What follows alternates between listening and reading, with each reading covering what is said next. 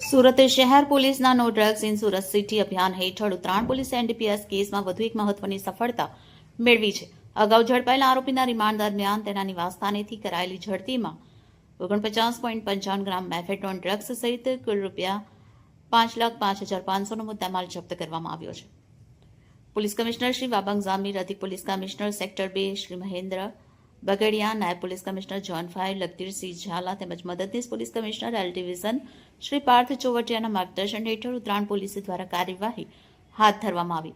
ઉત્તરાયણ પોલીસના PI HR ગોસ્વામીના માર્ગદર્શન હેઠળ મળેલ બાતમીના આધારે ગત તારીખ 31/7/2026ના રોજ સુમન રોડ મૂન ગાર્ડન પાછળ જાહેર રોડ પરથી કેતનભાઈ ઉર્ફે વકીલ મનસુખભાઈ પટેલ ને ઉત્તરાયણ મેફેડોન ડ્રગ્સના વેચાણ માટે મામલે ઝડપી પાડવામાં આવ્યા અને તેમની સામે એનડીપીએસ એક્ટ હેઠળ ગુનો નોંધાયો.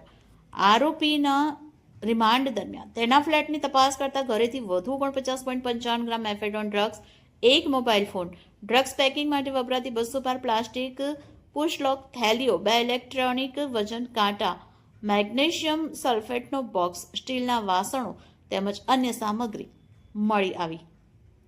આ સમગ્ર કાર્યવાહી PI HR Goswami, second PSI NG Patel, PSI RD Dhadal તથા ઉત્તરાયણ પોલીસના સર્વેલન્સ સ્ટાફની ટીમ દ્વારા સફળતાપૂર્વક કરવામાં આવી.